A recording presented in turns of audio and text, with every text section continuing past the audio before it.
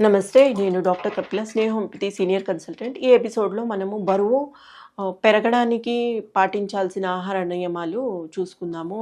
ముఖ్యంగా కొంతమంది సన్నగా ఉండడము, ఎంత తిన్నా అసలు బాడీకి సహించట్లేదు అనే కంప్లెయింట్‌తో వస్తుంటారు. వారిలో ఎందుకలా కండిషన్ రావడం జరుగుతుంది అనేది ముఖ్యంగా స్ట్రెస్.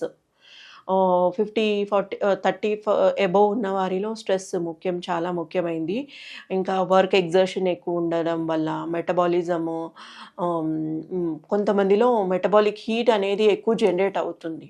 సో, ఎంత తిన్నా వారు ఎంత కన్జ్యూమ్ చేసినా సన్నగానే ఉంటారు. మరియు మరికొందరు ఎమోషనల్ ఫ్యాక్టర్స్ ఇన్వాల్వ్ అయ్యి ఉంటాయి. ఫియర్, యాంగ్జైటీ దాంతో మన మెటబాలిజం అబ్జర్ప్షన్ అనేది తగ్గుతూ ఉంటుంది. ఎంత ప్రాపర్‌గా డైట్ తీసుకున్నా అబ్జర్ప్షన్ అనేది తగ్గుతూ ఉంటుంది. మరియు రికరెంట్ ఇన్ఫెక్షన్స్ వల్ల గూడా సన్నగా అనేది టెండెన్సీ పరంగా కూడా ఉంటారు. అంటే బాడీ తత్వాన్ని బట్టి గూడా ఉంటారు. వారిలో మనము పాటించాల్సిన డైట్ వేరుశనగలు నానపెట్టుకొని ఉడికించి అందులో మొలకెత్తిన స్ప్రౌట్స్, సాలడ్స్ అంటే కుకుంబరు, టొమాటో తీసుకొని మామూలుగా టేస్ట్ పరంగా చాట్ మసాలా కానీ, స్పైసీ రెడ్ చిల్లీ పౌడర్ కానీ వేసుకొని కన్జ్యూమ్ చేయాలి. అలా కాకుండా రోజు 6 డేట్స్ అనేవి ఉంటాయి కదా, ఖర్జూరాలు. 6 ఖర్జూరాలు 4 గంటల పాటు నానపెట్టి ఒక గ్లాసెడు నీళ్ళల్లో గుజ్జుని స్మాష్ చేసి వేసుకొని రోజువారీ తీసుకోవాలి. సో, బరువు అనేది పెరుగుతూ ఉంటుంది.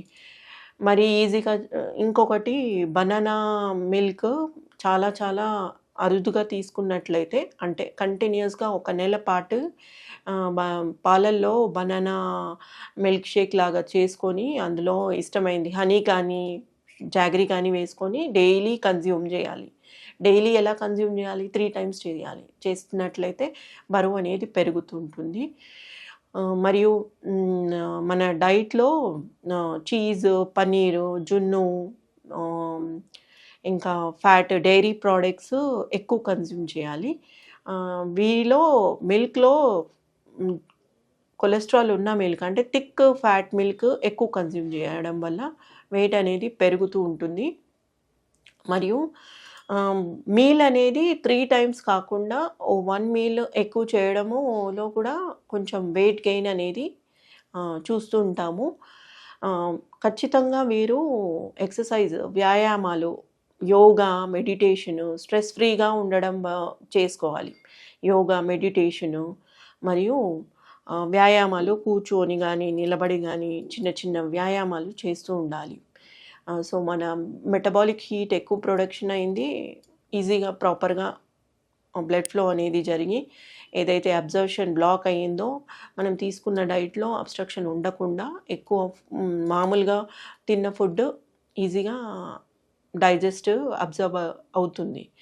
దాంతోపాటు డ్రై ఫ్రూట్స్ ఎక్కువ మోతాదులో తీసుకోవాలి. అంటే ఒక గుప్పెడు వాల్నట్, ఒక గుప్పెడు పంకిన్ సీడ్స్, నానబెట్టిన పంకిన్ సీడ్స్, సన్‌ఫ్లవర్ సీడ్స్.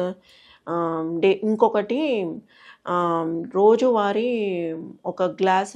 ఒక గుప్పెడు కిస్మిస్లు నానబెట్టి డైలీ కన్జ్యూమ్ చేయాలి. దాంతో కూడా వెయిట్ గెయిన్ అనేది కనిపిస్తూ ఉంటుంది.